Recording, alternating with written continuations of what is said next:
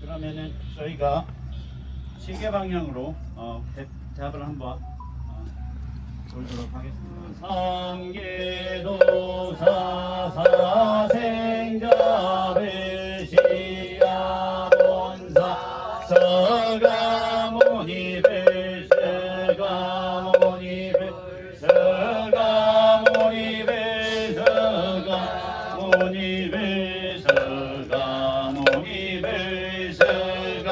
서가모니배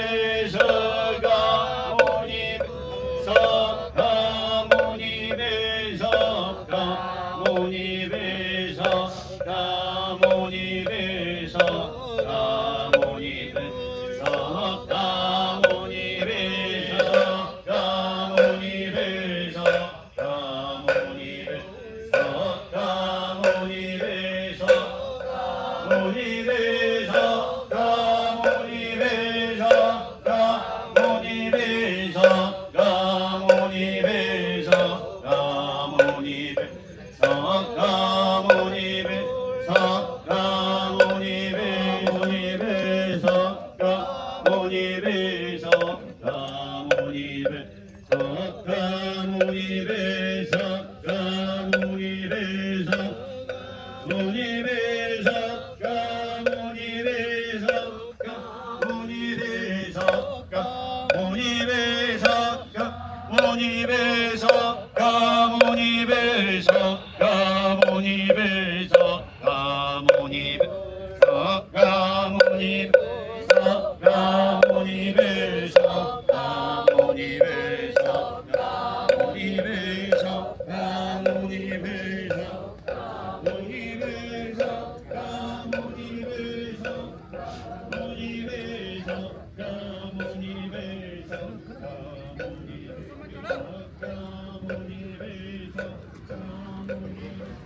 전는 하는 어떤 의미를 의미 오늘 오늘 더 절절한 마음으로 담아가지고 잘한다. 굉장히 찾게 되는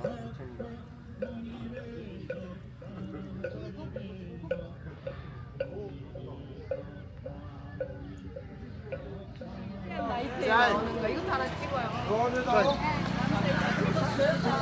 얼마네? 갖다 줍니다.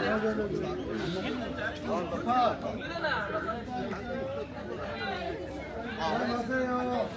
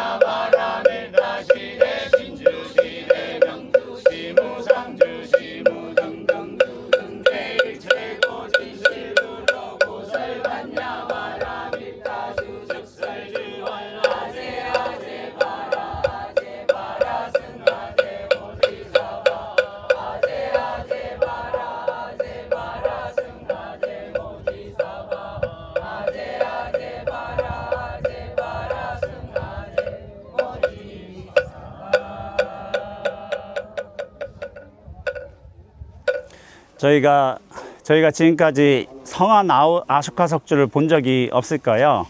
없는데 요 아슈카 석주만 좀 제대로 된 원형이 좀 보존돼 있다고 합니다. 보존돼 2000년 뭐 이렇게 지났을 텐데 이렇게 보존될 수 있었던 이유가 뭘까요? 다른 거는 다 부러지고 상하고 했는데 땅 속에 묻혀 있어. 아, 맞습니다. 진흙 속에 묻혀져 있었어요.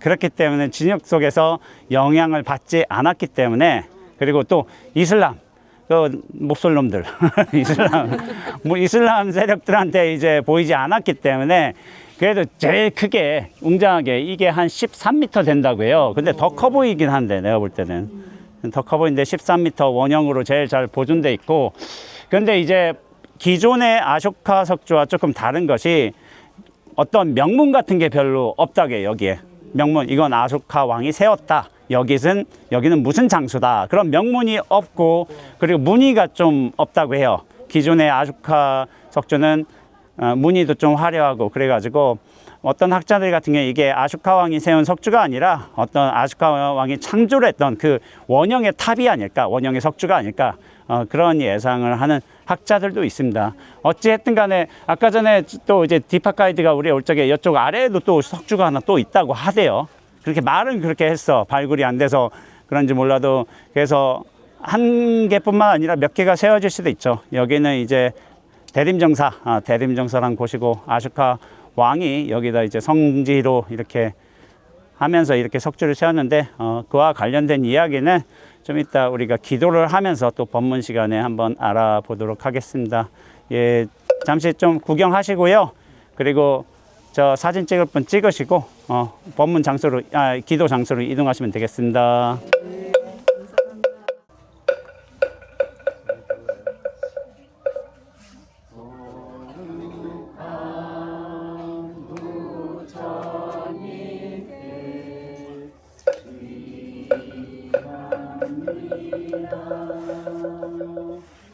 예, 안야신경 공독이 있습니다.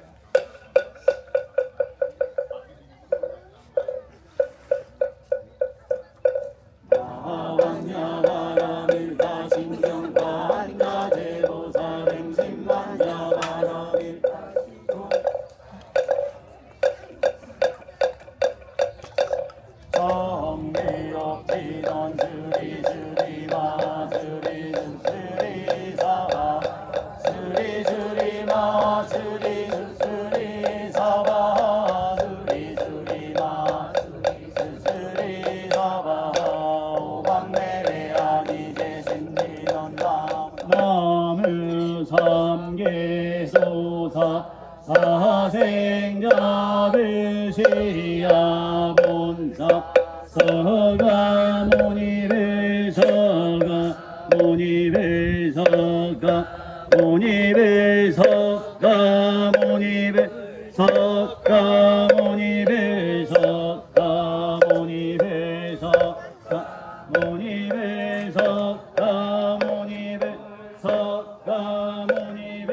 서가모니베 서가모니베 서가모니베 서가모니베 서가모니베 서가모니베 서가모니베 서가모니베 서가모니베 서가모니베 서가모니베 천천히 가세요.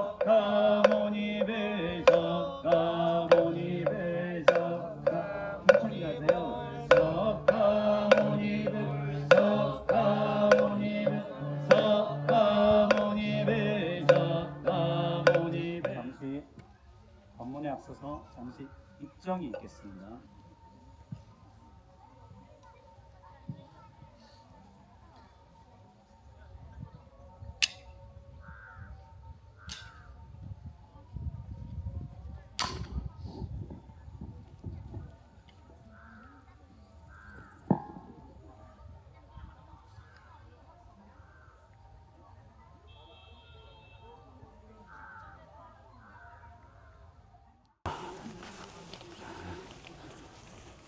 이게 무슨 나무죠?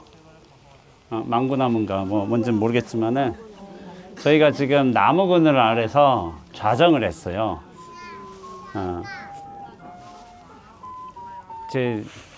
핸드폰 알람 끄시고 진동으로 하시고. 우리 부처님 시대 부처님이나 여러 수행자들도 사실은 나무 그늘 아래서 좌정을 하셨을 거란 말이에요. 땡볕에서 하지는 않으셨을 거란 말이에요. 저희도 지금 잠시 한 5분 동안 좌정을 했는데 참 이런저런 좀 생각이 들었습니다. 우리가 어제는 좀 쫓기듯이 뭐를 했잖아요. 시간이 없어가지고 상황이 그래가지고 사실은 뭐 호루라기 소리도 그렇고 말하는 것도 그렇고 바람의 느낌도 그렇고 다 법의 울림이고 소리고 그러긴다고 말을 하는데 우리는 어제는 좀 그러지 못했던 측면이 많이 있어요. 왜냐하면 유의미한 것이었으니까. 저 호루라기 소리는 그냥 법음으로 하기에는 무언가를 뜻하고 있죠. 우리 보고 빨리 나가라는 걸 뜻하기도 하고 또 소리가 너무 크고 하면 힘든데 오늘은 바람도 선선히 불어주고 그리고 저기서 무슨 노랫소리인지 기도소리인지 뭐 모르지만은 예전 저 어렸을 적에 트럭에서 이제 장사하던 아저씨들이 이렇게 뭐 팔아요, 뭐 구해요 하는 뭐 그런 소리처럼 들리기도 했어요. 그리고 인도인들이 옆에서 무슨 얘기를 해도 우리가 어차피 못 알아들으니까 저것도 무슨 소리겠거니 하고서 굉장히 좋은 시간으로서 이렇게 좌정할 수 있는 기회를 가질 수 있었던 것 같습니다. 오늘은 시간이 많아요. 어제 시간이 부족했고 지금까지 약간씩 부족했던 측면이나 맞았던 측면이 있는데 오늘은 시간이 많기 때문에 오늘에는 그거 약간 조절할 수도 있는데 카메라 위로 그거 조절하죠? 됐습니다. 위로 안 올려도 돼요? 그래요? 그렇기 때문에 여유 있게 좀 얘기를 해 보도록 하겠습니다. 자, 우리는 여기 바이샬레의 대림정사에 왔습니다. 대림정사. 우리가 맨 처음 간 곳이 어디죠? 기원정사. 여기는 대림정사. 그리고 내일 갈 곳은 성도지. 보드가야. 인가요? 영축산 아닌가요? 영축산. 영축산. 영축산에 무슨 정사가 있죠? 중림정사. 그렇게 3대 정사야, 3대 정사. 3대 정사인데 3대 정사 중에 이제 두 번째 왔습니다. 대림정사에. 대림정사는 이 바이샬리 국의 왕하고 귀족들이 부처님을 위해서 공양한 땅에 이렇게 승원을 지은 거예요.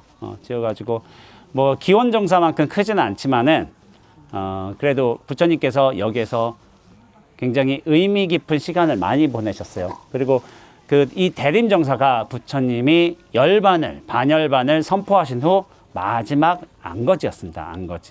안거지로서 굉장히 유명해요. 그래서 어제 말했지만 부처님께서 바이샬리를 떠나시면서 코끼리 같이 느린 모습으로 이렇게 바이샬리를 떠나오면서 내가 이제 이 바이샬리를 보는 거는 이 몸을 가지고는 마지막이겠구나 하고서 그런 말씀을 하셔요. 79세, 80세면은 우리가 지금 80세만 해도 지금은 건강한 편인데 우리 3, 40년, 4, 50년 전만 해도 80세는 엄청난 어른이 아니지. 노인 중에 노인이셨지. 지금은 안 그렇잖아요. 꼭 그렇지는 않은데 90세까지 사는 어르신들이 워낙 많아서 2600년 전에 80세는 이미 천수를 누린 겁니다. 누린신 나이에 노쇠하셔가지고 몸이 마음대로 되지 않으시잖아요. 그러니까 아난의 부촉을 받으시면서 그렇게 강도 건너시고 걷기도 하셨을 거란 말이에요. 그럼 마지막 안거지이기도 하고 또 무슨 중요한 일이 있냐면은 여기서 마하파자파티를 포함한 수많은 여성 불자님들이 출가를 한 곳입니다. 그것은 나중에 이야기를 하겠습니다. 이야기를 하겠고 그리고 요 대림정사에서 2차 결집이 일어났어요. 2차 결집. 1차 결집은 칠엽굴. 우리가 내일 가게 된 라자그라의 그 근처에 있는 칠엽굴에서 칠엽굴이라는 게 7개 굴이 있다는 게 아닌 거예요. 칠엽수 나무가 있어서 칠엽굴이라고 해요. 근데 거기서 1차 결집이 일어났지만 2차 결집이 이곳에서 또 일어나기도 했어요. 근데 결집이란 게 뭐냐면은 맨 처음에는 경과 율을 우리가 외우자. 한번 이거 독송해 보자. 이런 차원에서 했지만 2차 결집 때는 무슨 의미에서 있었냐면은 이 부처님이 인멸하시고 난 뒤 100년 뒤에 경과 율, 특히 율에 대한 해석이 조금 달라졌어요. 계율에 대한. 그러니까 그래서 원칙주의자, 근본주의자들은 우리가 부처님이 말씀하신 그대로 행해야 되지 않겠는가라는 이제 주장을 하게 되고, 그에 비해서 좀 약간 수정주의자들도 있겠죠. 지금 시대가 좀 바뀌었다, 이런 문화가 생겼다 하니까 이런 계율도 조금은 수정이 일어나야 된다 하고서 그것을 좀 바꿔야 된다라는 생각이 있을 수가 있겠죠. 그래서 사실은 여기서 소승 상자불교하고 대승 불교가 여기서 일어나는 건다. 이렇게 분파가 되는 거예요. 부파불교 시대가 2차 결집부터 이제 시작된다고 봐야 됩니다. 여기가 굉장히 상징적인 곳이에요. 그리고 부처님, 아까 전에 말했지만 부처님이 마지막 유언을 남기신 곳, 법등명 자등명 법귀자기라는 또 유언을 남기신 곳도 여기에요. 그러니까 굉장히 상징적인 곳입니다.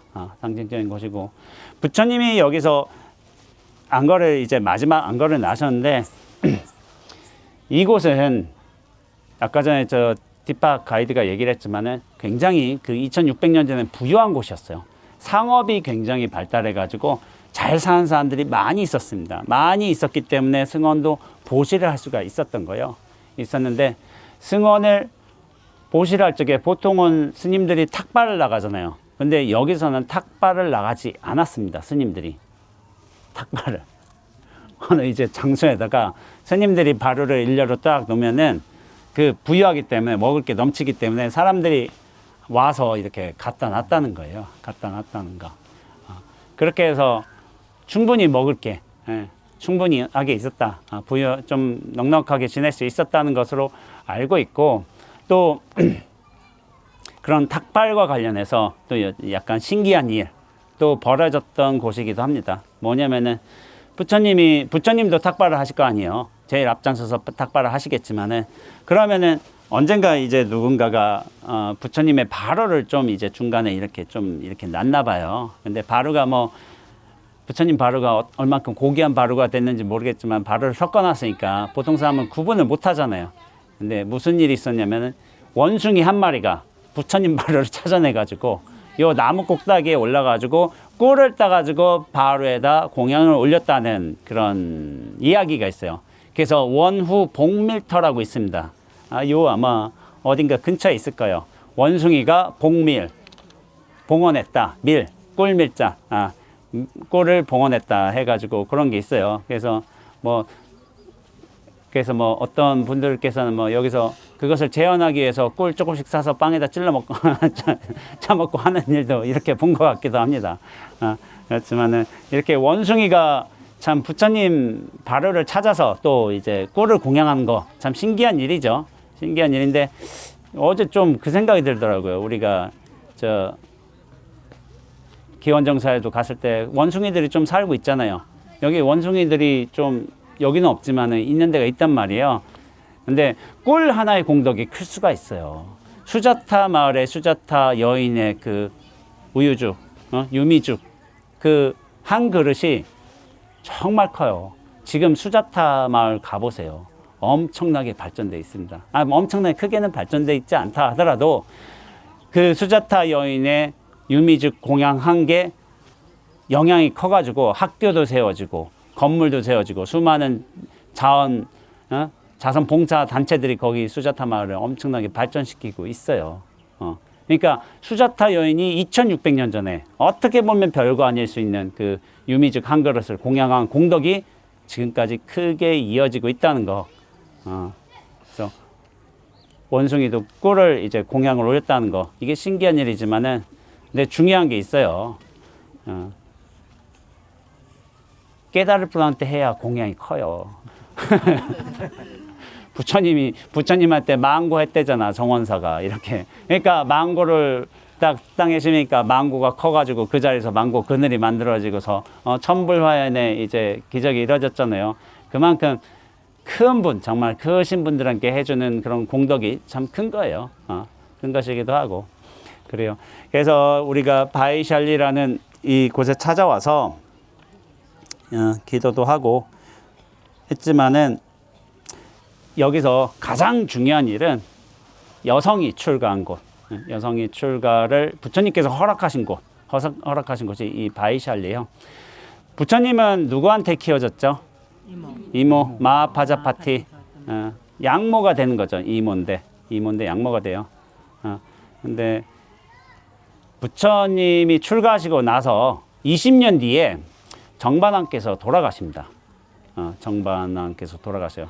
근데 또 마하파자파티와 정반왕 사이에서 또 아들이 하나 있었어요. 난다라고. 난다는 부처님 출가하시고 나서 성도하시고 나서 얼마 뒤에 출가해 버립니다. 또 부처님의 아들이 있었죠. 라울라. 라울라가 말하자면은 손주인 셈이지. 손주. 근데 손주도 출가해 버렸어. 그러니까 마하파자파티나 그 아쇼다라 공주 같은 경우는 참 애매한 상황이에요. 지금 집안의 남자들이 다 사라져 버렸어요. 남자들이 아니 다 출가해 버렸어. 근데 그 시대의 법이 그렇습니다. 남자가 없으면은, 집에 남자가 없으면은 그 집의 여인은 굉장히 위험합니다. 왜냐하면 주축이 사라진 거야. 보호해야 할 어떤 보호자가 사라진 거야. 굉장히 위험한 상황에 도달했어요. 우리가 지금 시대의 인권 개념으로 보면 안 돼요. 2600년 전에는 여성은 고관대작이 아닌 이상은 약간 종처럼 취급됐나 봐요. 소유물처럼. 그렇게 취급된 측면이 많이 있어요. 아무리 고관대작이어도 다 출가해버리고 남자가 없어. 그러면은 그 신분을 유지하기가 굉장히 힘들다는 조건도 있습니다. 그래서 마하파자파티가 아쇼다라 공주와 함께, 그러니까 엄마하고 저기 부인이 있잖아. 부인이 남자가 없으니까, 집안의 남자들이 다 출가해 버렸어. 남자가 없으니까 의지할 데가 없는 겁니다. 그러니까 부처님을 나중에 따라다니게 돼요. 따라다니게 돼. 그러면서 저희도 출가를 허락해 주십시오라고 이렇게 해요. 그 석가족에 500명이 따라다녔다고 해요. 500명이. 근데 부처님께서 안 된다고 거절하십니다. 또 한 번 그러셨어요. 저희 출가를 허락해 주십시오. 여성은 안 된다라고 거절하세요. 3번, 3번 있잖아요. 3번 가야지. 3번 가는데 저희 쪽 출가시켜 주십시오 하고서 이 바이샬리까지 따라와요. 그 당시에 그러니까 남자의 어떤 보호를 받지 못하는 그 어머니 양모지만은 마하파자파티하고 부인하고 석가족의 여인들이 그렇게 따라오는 거예요. 이렇게까지 뭐 어떻게 여기까지 따라왔는지 머리도 깎고 따라왔다게요. 그러니까 굉장히 좀 힘든 상황일 수도 있는데, 그런 상황에서도 부처님은 마지막 3번까지 허락하지 않습니다. 안 된다고. 왜냐하면 기존의 수행 집단에는 여성이 없었어요. 여성이. 그건 왜 없었냐면 보호를 받지 못하기 때문에. 남자는 그냥 그날 아래에서 혼자서 수행해도 돼. 근데 여성은 잘못하면 채가요. 그 남자가 없거나 그러면은. 그리고 성폭행을 당할 수도 있습니다. 그 당시에는 법이 없기 때문에 그럴 수도 있어. 그런 상황이 비일비재했기 때문에 결국에 거절하셨어요. 그래서 그러나 여성의 출가가 이루어졌죠. 결국에는 어떻게 해서 이루어졌죠? 그치. 이게 시자 찬스를 써야 돼. 시자가 안 한다였어요. 안 한다. 안 한다가 어제 말했지만 입안의 혀처럼 시봉을 했다. 그런 표현이 있잖아요. 부처님의 마음을 제일 많이 알고 있어. 가장 측근에서 오랫동안 그렇게 부처님을 시봉했어요. 그러면서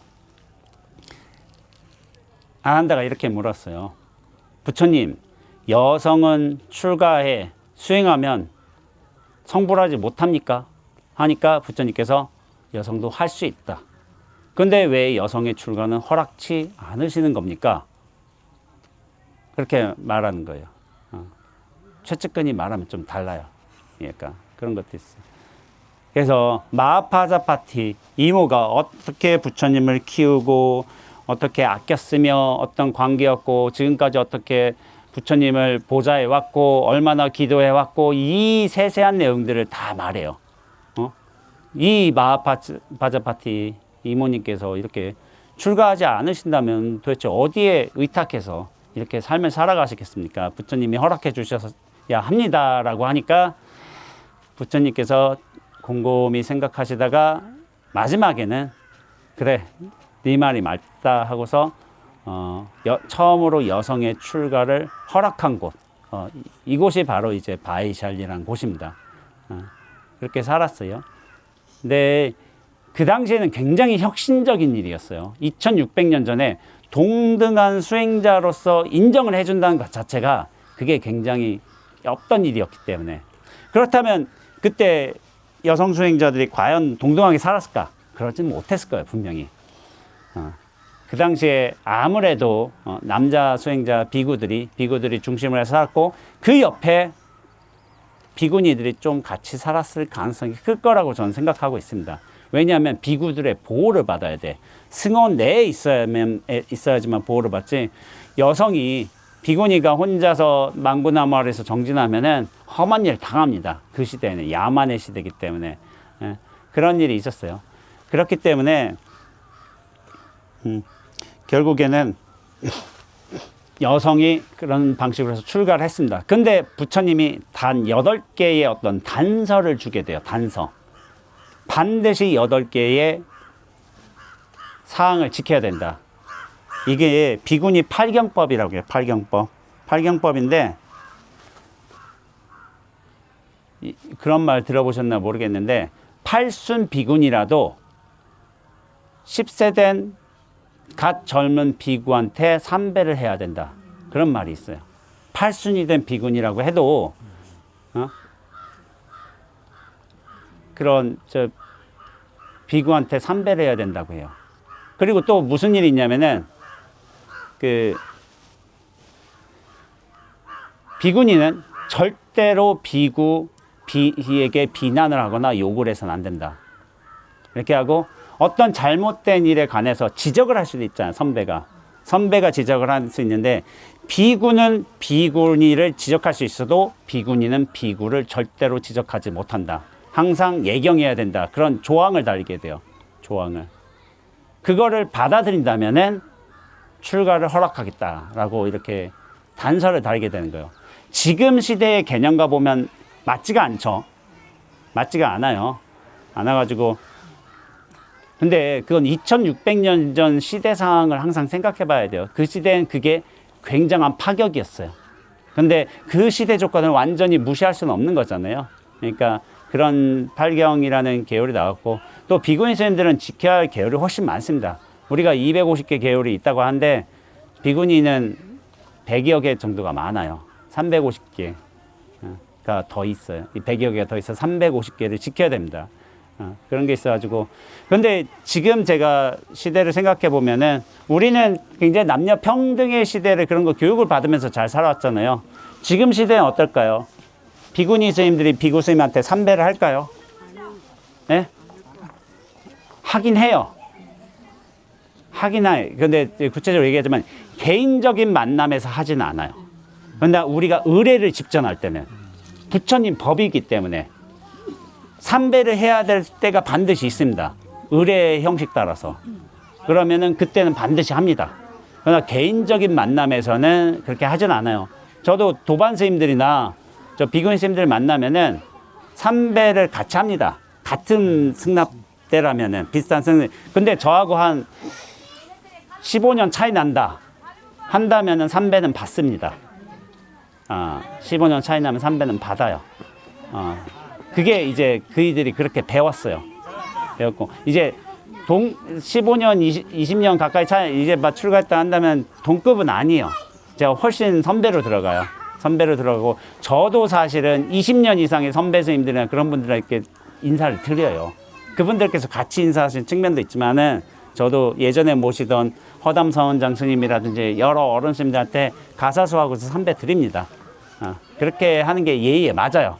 저도 비구니 스님들한테는 인사를 받는 경우가 비슷한 승납에서 안 받습니다. 같이 인사하고 그러나 10수년 이상 차이가 난다면 인사는 받습니다. 그게 예의이기 때문에 우리 예의이기 때문에 그래요.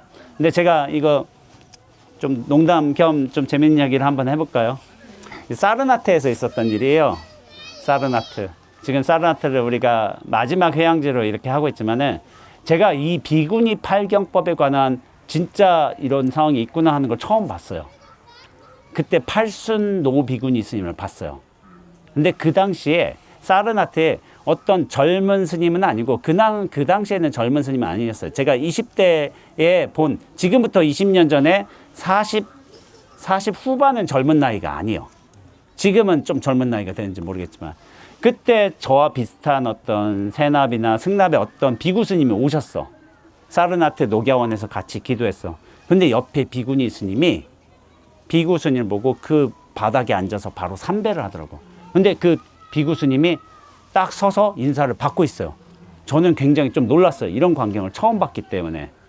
그러니까 우리 어른 스님들 있잖아요. 저보다 40년 위에 스님들은 40년 위에 스님들 승납이 한 60년 되잖아요. 그런 분들은 그런 경우가 많았어요. 사실은. 옛 원칙대로 사니까. 그런데 저는 그런 모습을 처음 보면서 좀 놀랐어요. 이게 이런가? 하고서 비구니 팔경법 몰랐죠, 저는. 비구니 팔경법을. 근데 그 스님이 제가 학생이었잖아요. 학생으로서 사르나트에 갔어. 혼자서 성지순례 한다고. 어제도 이제 성지순례 하겠다는 28살짜리 한국 친구 하나가 와가지고 혼자서 돌고 있더만. 저도 제가 성지순례 하던 27살 때 전 돌았어요. 돌았지만은 그때 혼자서 성지순례 하면서 이렇게 돌았는데 그 스님이 저 말고도 이제 다른 성지순례 하는 일반인들 있을 거 아니에요. 일반인 학생들도 있고 어떤 뭐 30대, 40대, 50대 다양할 거 아니에요. 당신이 이제 성지에 오셔서 너무 이제 신심이 충만하셨나 봐. 이제 새벽 4시에 이제 새벽 예불을 하는데 모든 여행객들을 다 깨우는 거예요. 다 깨워서 다 나와! 하고서 절에 살면 절밥 먹으면 밥값을 해야지! 하고서 앉혔어요, 다. 아침 기도에 앉혔어. 그래서 저도 꾸역꾸역 나왔어요. 새벽 4시에. 4시에 잘 안 일어나잖아요, 여행객들은. 4시에 그런데 밥값을 해야 된다고. 그래서 기도를 했어. 그 당시에 저는 출가한다고 반야시경, 기도문, 천수경 다 외우고 있었어요. 그래서 따라 했어요. 따라 해가지고 이렇게 했어. 그 비구니 스님도 와서 이렇게 정진하시대요. 그러니까 비구 스님이 막 다 하고 나서 한 거예요. 근데 사실 사람들의 호응은 별로 좋지는 않았어요. 새벽 4시에 막 다 깨워가지고, 강제로 깨워가지고, 다 일부러 억지로 안 친 거야. 근데 저는 지금 철학도 그렇지만은, 하고 싶은 사람, 나와 관련이 없다면은, 너 저기 딴 사람이잖아. 그러면은 자원자에 한해서 그렇게 하는 거지. 그 다 깨워가지고 그렇게 하면은 좀 맞지 않다는 개인의 생각을 갖고 있습니다. 물론 이게 뭐 절대적으로 무엇이 옳다 그런 건 아닌 거예요. 그런데 그 스님께서 여러 신도들하고 왔는데 그런 말씀을 하시는 거예요. 나중에 법문을 하시더라고요. 법문을 하시는데 그 내용이 저한테는 좀 실망스러웠어요.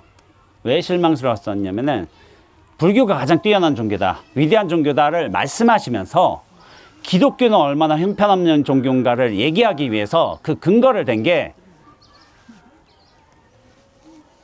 뭐지? 지구가 평평하다는 설? 지동설인가? 아니, 지구가 평평하다는 거. 천동설인가? 그치. 뭐 천동설인가 지동설인가 모르겠지만은 그 천동설을 주장한 그 크리스찬은 얼마나 무식한 종교냐. 얼마나 그 인권 학대도 있었고 굉장히 무식한 종교다. 그건 말도 안 되는 종교다. 우리 불교가 평화의 종교다. 말은 맞아. 말은 맞는데 뭐랄까 이렇게 가마력이 떨어진다고 해야 될까? 그래서 저 약간 그때 좀 못났어요. 제가 뭐가 나가지고 못나기도 했고 뭐가 나가지고 스님한테 제가 이런 말을 했어요. 스님 법문 끝난 다음에 막 기독교를 막 무식하게 너무 비판한 얘기만 한 거야. 말도 안 되는 이야기를 해가지고. 그래서 제가 법문 끝난 다음에 스님 고작 이 정도 법문으로 대중교화 하시겠습니까? 이렇게 한 거예요. 고작 이 정도 법문으로 대중교화 하시겠습니까? 하니까 그 스님이 발끈하셔가지고 저를 쳐다보시다가 너 뭐라고 하는 거야? 하고서 하신 거야. 근데 재미난 일이 있었어요. 그 스님하고 오신 신도님들이 있잖아. 젊은 친구들이 있더라고. 22살 되는 친구들이 있어. 그러니까 이 스님이 조금 강압적이었나 봐요. 강압적이고 그러니까 자기들은 한마디 말도 못한대요. 스님 앞에서. 한마디 말도 못하고 엄마 따라 왔는데 꼼짝없이 그냥 해야 된대. 예. 그러면서 저보고 제일 먼저 하는 말이 예불 끝나고 아침 식사하고 제가 저쪽에서 걸어다니고 있으니까 두 명이 찾아와. 두 명이 딱 찾아오서 저를 보고 하는 말이 형! 형 너무 멋있어요. 우리 아무 말도 못하는데 하면서 그랬던 제가 예전에 시비를 많이 걸었어요. 스님들한테도. 제가 그래서 공부가 좀 덜 되나 봅니다. 스님들한테 시비 걸어서. 하여튼 그런 일 생각이 났어요. 근데 비구니 팔경법, 이게 노비구니 스님들은 여전히 그러신 경우도 있어요. 초참 비구한테도 그렇게 인사를 하세요. 그분들은 또 그렇게 사셨어. 어쩔 수가 없어. 그러나 지금 시대엔 그렇지가 않아요. 저도 이제 비구니 스님들과 정목 스님과도 서로 만나서 인사를 하고, 또 저희 도반은 아니고 선배예요. 무여 스님이 제 선배 스님이에요. 5년인가 6년 선배예요. 그래서 제가 볼 때마다 선배 스님 하고서 웃고 말죠. 그러니까 나이는 비슷한데 이렇게 해서 그렇게 지낸 게 맞죠. 결국에는 이렇게 여성 비구니의 출가가 이루어졌다고 하지만은 우리나라 같은 경우에 이렇게 비구니와의 어떤 뭐랄까 큰 차이가 제일 덜한 편이에요. 대만 비구니 스님하고. 그러니까 비구니와의 어떤 평등성이 굉장히 잘 이루어진 게 한국 비구니 스님 그리고 대만 비구니 스님입니다. 그 가장 큰 차이가 뭔지 아세요? 다른 나라 비구니 스님들과 상자불교 있잖아요. 비구니를 인정하는 법이 없어요. 법이 없고 상자불교는 원래 있었다는데 끊겼다는 것도 있고, 티벳불교의 비구니 스님 봤어요? 요즘엔 좀 보이는 것 같기도 해. 비구니 스님 뭐 모르잖아요. 다 나오는 사람들은 다 비구 스님들이잖아. 상자불교도 그렇고, 상자불교, 남방불교 어디 비구니 큰 스님이 있어? 없잖아요. 없어요. 인정을 못 받아요. 한국불교는 대행 비구니 스님 굉장히 유명하시죠? 대행 스님 유명하시죠? 그리고 지금 방송이라든지 강연이라든지 정목 스님, 그리고 저희 도반인 무여 스님도 하고 있고, 능력과 실력이 좋다면은 할 수 있어요. 지금 전면에 나설 수 있어요. 한국은 그게 굉장히 잘 나갑니다. 근데 한국 비구니 스님이 제일 그나마 동등하게는 아니라 하더라도 우리가 법이 있어요. 지켜야 율법이 있기 때문에 그건 반드시 지켜야 돼. 그런 차원에서 동등할 수는 없지만은 그래도 가장 동등한 위치로 갈 수 있는 이유 중에 뭐냐면은 비구니 상가를 유지할 수가 있어서 그래요. 비구니 스님들도 절이 있잖아요. 타 상자불 불교는 비구니 스님들 절 없습니다. 비구한테 얹혀서 하는 거예요. 얹혀 살면 동등하게 수행을 할까요? 동등하게 수행 못해요. 비구니 스님들 빨래하고 있어. 옷 개고 있고, 음식 반찬하고 있고, 청소하고 있고, 그러고 있어요. 그래서 그이들 아마 복을 많이 지어서 내 생에 비구 될 거다, 이런 아마 복을 짓겠다는 생각을 할 거예요. 그나마 우리 비구니 스님들이 가장 이제 동등하게 절을 가지고 있기 때문에 각자의 살림을 할 수가 있어. 선언도 비구니 선언이 따로 있어요. 그렇기 때문에 굉장히 동등한 차원에서 그렇게 정진을 하고 있는 게, 그래서 대만 비구니 스님하고 한국 비구니 스님을 다른 상자불교나 티베트 비구니 스님 승단에서 좀 본받으려고 합니다. 왜냐하면 일단 앞서갔으니까. 앞서간 것이 있는데, 제가 여기서 한번 제가 22살 때 한번 이야기를 해볼게요. 티베트 불교에는 비구니 스님이 없어요. 지금은 있어요. 조금 있는데 부각이 안 돼. 근데 제가 그 당시에 굉장히 감동 있게 읽었던 책 중에 하나가 나는 여성의 몸으로 붓다가 되리라는 책이었어요. 나는 여성의 몸으로 붓다가 되리라. 그 누구였냐면은 그 영국인 사람 중에 누가 있었냐면은 비트 맥켄지라는 분이 있었어요. 비키 맥켄지인데 영국 사람이에요. 아버지가 좀 이렇게 무역도 하시고 그랬나 봐. 그러니까 좀 활달하게 살았나 봐. 33세에 티베트에 들어갑니다. 그러면서 티베트에서 출가를 해요. 출가를 해. 근데 그 당시에도 분명히 출가한 여성 비구니 스님은 있었을 거예요. 근데 뭐냐면 인정을 못 받아. 그분도 들어갔어. 근데 그분은 어떻게 되냐면 서양의 어떤 남녀 평등의 생각에 길들여져 있단 말이에요. 그게 당연히 그렇게 사고를 하고 있는데 티베트 그 산골짜기 가면은 거기에 남녀 평등이 이루어질까요? 안 돼요. 그러니까 비군이 혼자 와서 비구들 독경하는데 예식하는데 와서 와 있는다는데 굉장히 반발을 받게 되지. 그러니까 어떻게 하냐면 이 양반이 동굴로 들어가요. 동굴로 들어가면서 혼자서 그곳에서 다른 비구심들 같이 정진을 합니다. 왜냐하면 동굴에서 막을 사람이 없으니까. 근데 이게 쉽지가 않은 거예요. 동굴에 음습하고 벌레 있고 추위 있고 몸이 안 좋고 이런 상황에서 12년간 정진을 합니다. 12년간 각고의 노력 끝에 정진을 해요. 그러면서 깨달음을 얻고 나옵니다. 결국에. 그래서 45세에서 동굴에서 나옵니다. 왜냐하면 티베트 종단은 들어갈 수가 없어. 그때 거의 처음이어가지고 그게 굉장히 오래된 책인데, 그러니까 지금에는 티베트 비구니 스님들이 보여요. 근데 이 40년 전에는 아예 없었을 거란 말이에요. 거의 보이지 않을 정도로. 보인다 해도 움츠러져 사는 거지, 그늘에서. 그렇게 살 수밖에 없는 상황에서 서양 비구니 스님이 가서 그렇게 하는 거예요. 그러면서 당신께서 나오셔가지고 이제 처음 길을 여신 거잖아요. 프론티어로. 그러니까 그런 길을 여시면서 나중에 사람들에게 책도 쓰고 해서 알려줘요. 알려주면서 지금의 어떤 비구니 승단이 인정은 못 받더라도 인정을 받았는지 안 받았는지 모르겠지만 안 받았을 거야. 아마 못 받았을 거예요. 못 받았을 것이고 그거를 처음으로 만드는 승가를 만드는 이렇게 역할을 하는 걸로 알고 있습니다. 지금은 나이가 꽤 드셨을 거예요. 7순이나 8순 되셨을 거예요. 그래도 그렇게 참 앞서간 분들이 계셔요. 앞서간 분들이 그렇게 털을 닦아놓으면 후발주자들도 나오게 되죠. 나오게 되는 것이고 그렇게 해서 우리 비구니 스님들이 이곳에서 출가를 했지만 그 큰 어떤 기본이 된 거예요. 승가가 비구니가 출가하지 않았다면 비구니 승단도 나올 일이 없죠. 그래서 우리나라 같은 경우에 비구니 스님들이 이렇게 잘 정진할 수 있었던 것도 부처님의 결단이 있었던 것이고 그 결단이 있었던 것에는 또 안한존자의 역할이 굉장히 컸어요. 참 안한존자도 그렇게 많은 도움을 주신 겁니다. 주신 것이고 우리가 이 바이샬리라는 곳에 왔지만은 한번 제가 얘기하지 않은 것 중에 부처님이 원래는 신통을 쓰지 말라고 했죠. 신통을 쓰지 말라고 하셨는데 이 바이샬리가 사실은 저 부처님께 귀하게 된 이 대림정서가 생기게 된 사실 기원은 있습니다. 기원. 여기가 이제 어느 날 굉장히 큰 가뭄에 들었다고요. 가뭄에 들고 생산될 게 없으니까 좀 병도 들고 가뭄도 들고 좀 악귀들도 내려와서 있다는 거야.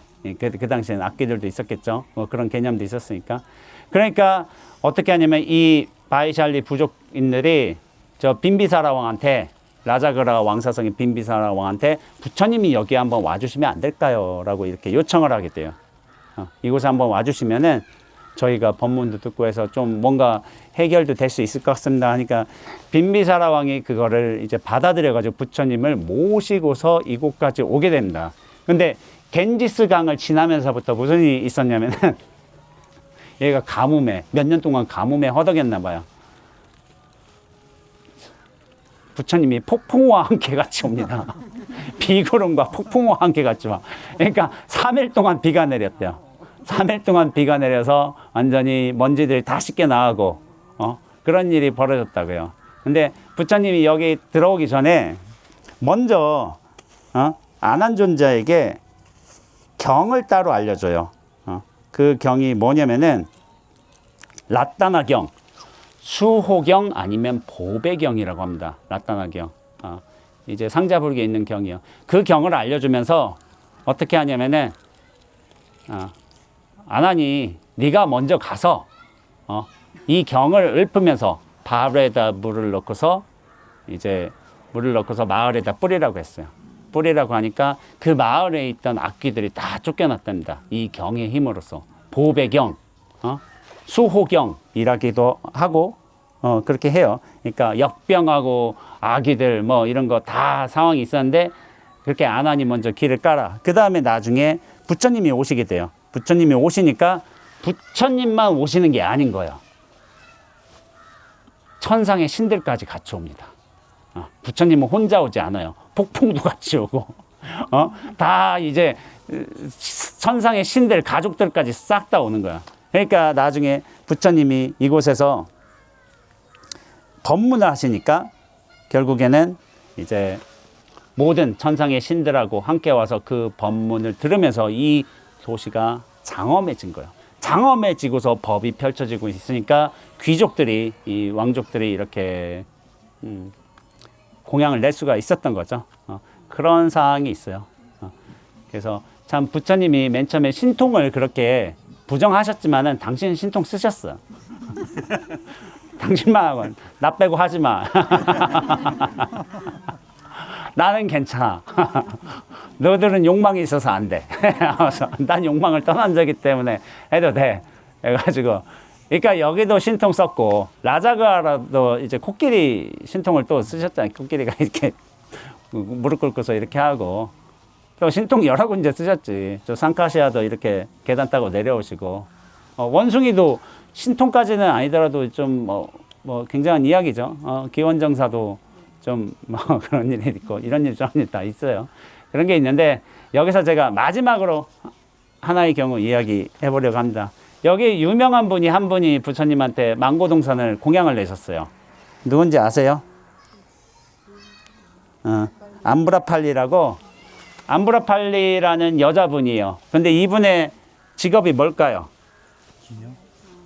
기녀. 아, 우리 브레인이십니다. 1호차 브레인. 목사님. 아셨나? 이게 잘 찍으시나? 예, 기녀였어요, 기녀. 창부라고 하기도 하고. 그러니까 좀 뭐 깨끗하지 못한 일을 한 거죠. 어떻게 보면은. 근데 그걸 내셨어. 망고동산을. 부처님이 받으셨어요. 전 이걸 이야기를 들으면서 법정스님 생각이 나더라고. 법정스님.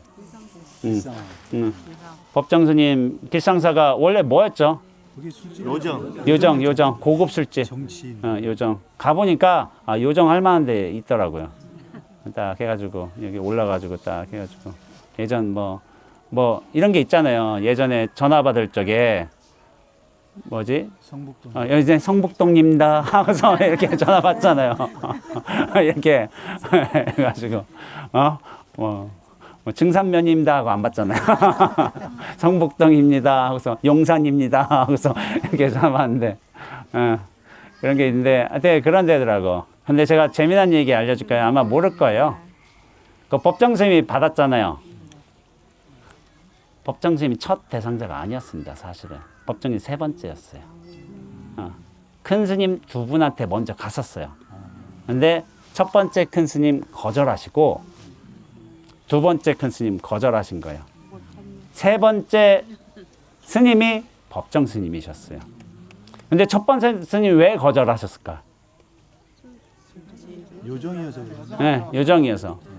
그러니까 욕망이 들어간 곳이 있잖아요. 욕망이 있던 것이고 깨끗하지 못한 곳, 뭐 그런 생각을 하셨겠죠. 그래서 아마 거절하셨을 거예요. 두 번째 스님도 큰 스님도 거절하셨어요. 그러다가 세 번째 법정 스님까지 간 겁니다. 법정 스님 받으셨어요. 그런데 우리가 지금 가면 거기가 요정의 느낌이 나요? 도량의 느낌이 나죠? 아무리 혼탁한 도량이라 하더라도 우리가 거기서 수행정진을 여법하게 하고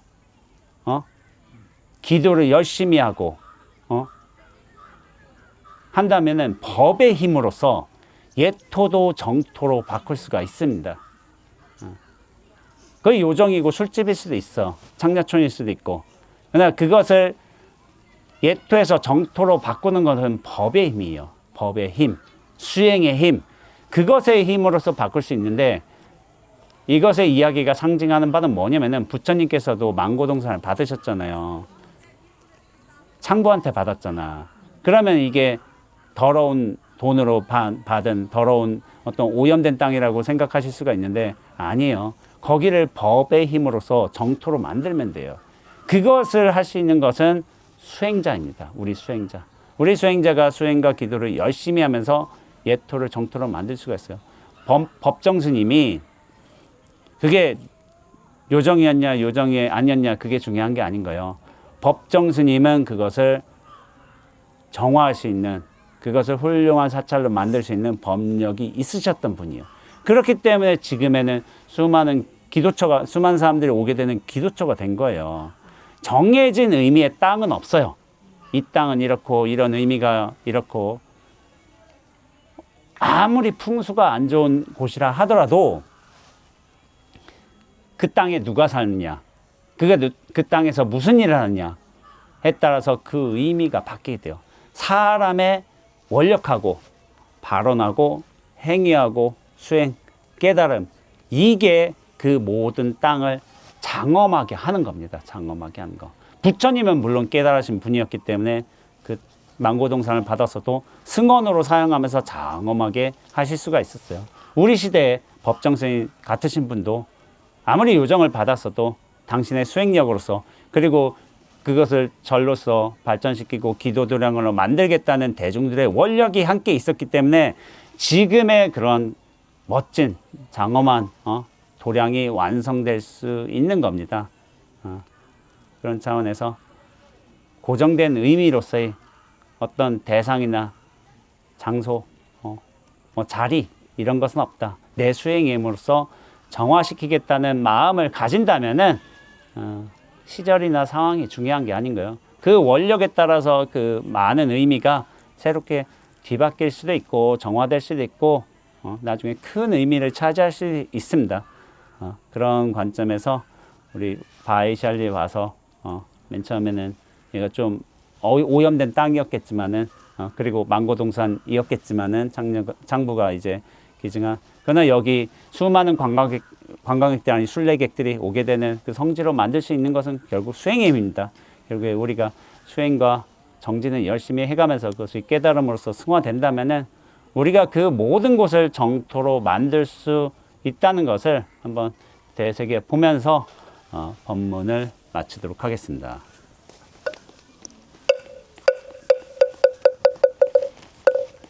저는 포항에서 왔는데요. 오사라고 아시지요, 다들? 네. 방생도량이고요. 오사에서 우리 선배 도반님, 제가 언니도 가장 간세보살이라고 생각하는 언니가 가자는 말 한마디에 이렇게 왔습니다. 너무 반갑고요. 이름 조영숙입니다. 본명은 연향이고요. 앞으로 남은 시간 잘 보내도록 하겠습니다.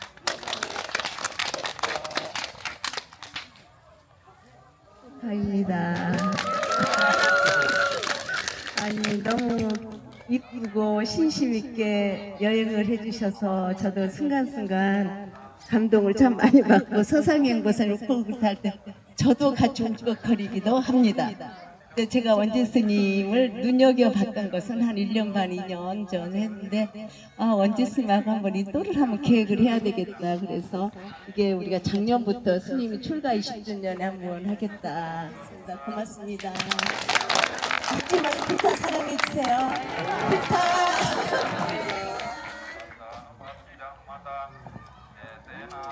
네, 배신입니다. 성덕하 보살님의 원력이 이루어져서 언젠가는 배신 스님과 함께하는 성덕시대가 이루어집니다.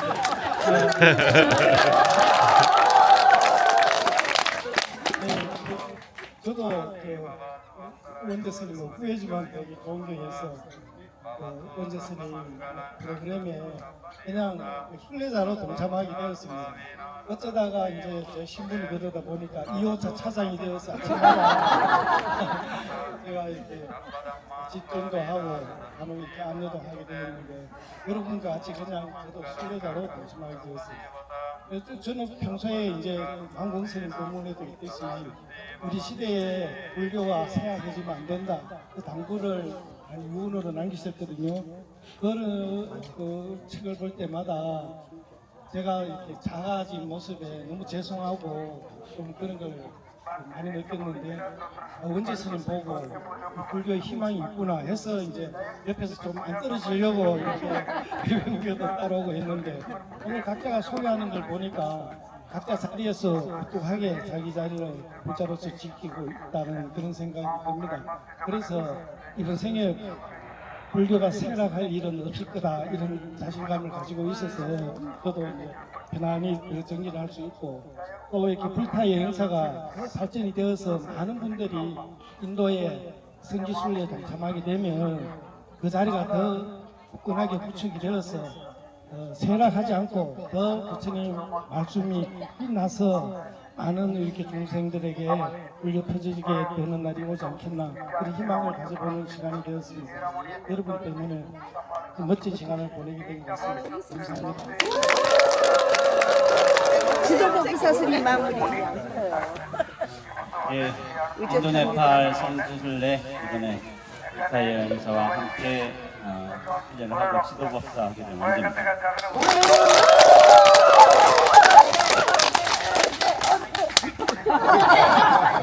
제가 요 가이드하고 대표님 빼고 제일 나이가 어려요. 대답이 어립니다. 제가 예전부터 이제 애늙은이 소리를 많이 들어가지고 중학교 때부터 그런 소리를 들은 것 같습니다. 네, 여러분들한테 제가 맨 처음 하고 싶은 말은 선덕화 보살님하고의 인연입니다. 선덕화 보살님이 여행사 대표를 하신다고 저하고 함께 이제 인도 성지순례를 하고 싶다고 그때 말씀하셨어요. 그때 제 솔직한 느낌이 어땠냐면은 무덤덤했습니다. 제가 보통 그렇게 살아요. 별 생각이 없어, 별 느낌도 없고 그런가 보다 해가지고 20년, 10년 하지 뭐 이런 생각이었어요. 진짜 단순하게. 저는 뭐 복잡하게 뭐 의미를 두거나 하는 일을 하지 않습니다. 그냥 살아요. 그냥 사는데 이번에도 사실은 저 보살님이 물어보시더라고요. 저 성지순례 하루 전인데 어떠시냐고 출발하기.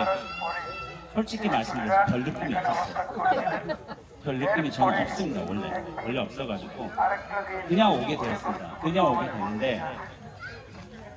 제 도반스님이 그러더라고요. 신심이 많이 떨어질 때는 성지순례를 하라 그런 말이 있었어요. 근데 제가 20년 만에 성지순례라고 했지만은 제가 출가하기 직전에 성지순례를 했지 않습니까? 4대 성지만 물론 했지만은 그때 성지순례는 뭐냐면은 그냥 여행자로서 유적 보는 거였어요. 제가 그 의미를 참고하지도 않고 부처님의 어떤 삶을 깊게 들여다보지도 않고 그냥 유적을 탐방하는 거였어요. 그런데 이번 성지순례는 뭐냐면은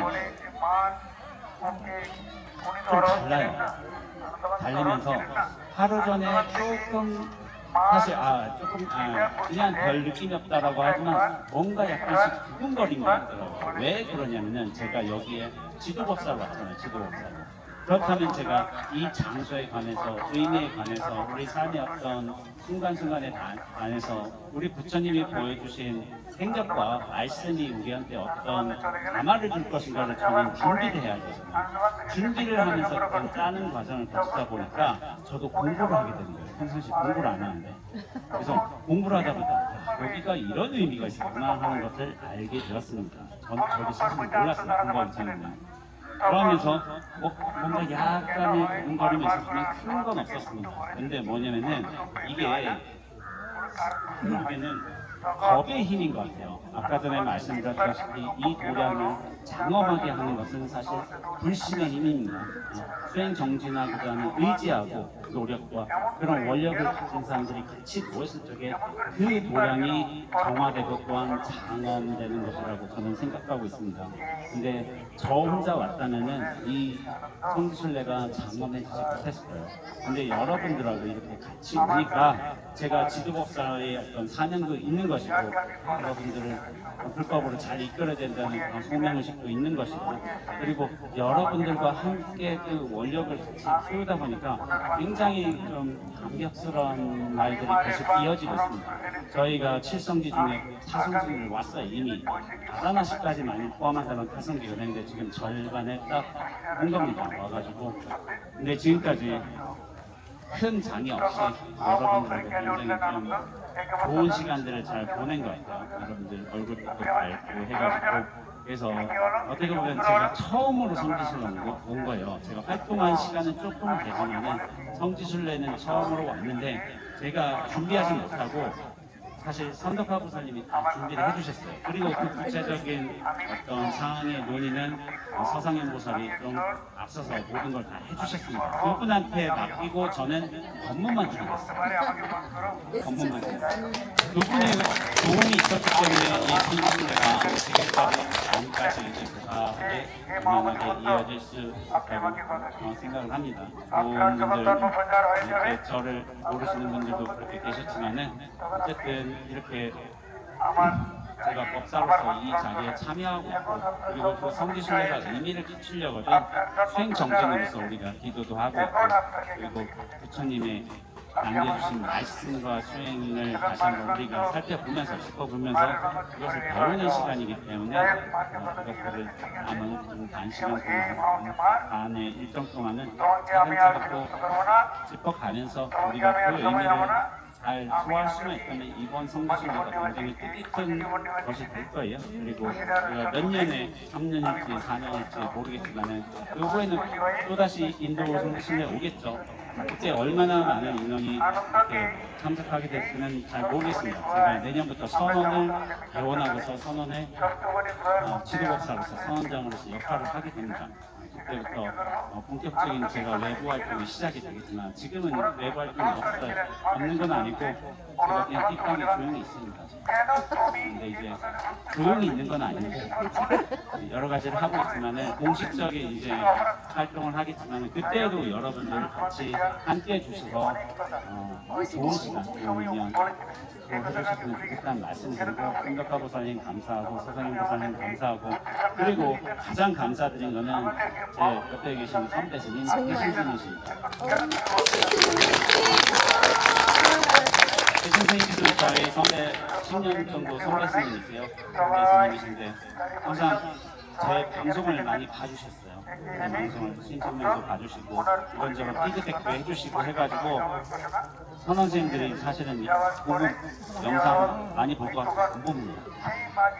근데 해신스님께서 해주셨어요.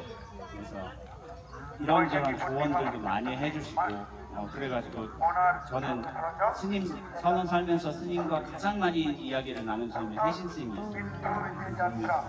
이번 또 이제 같이 동참해 주셔가지고 이호차에서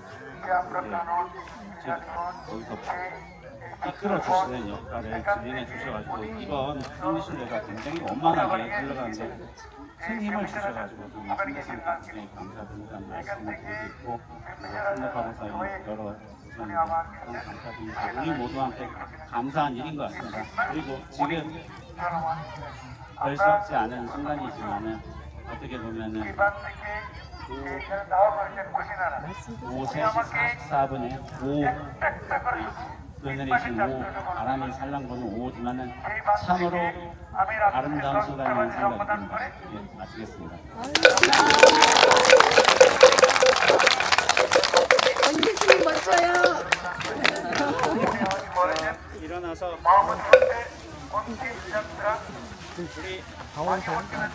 우리 저기 이건 했기 때문에 사원성을 했기 때문에 사원성 했으면 그냥 보고서 서로 마주보서 성불하십시오 하고서 인사만 합니다.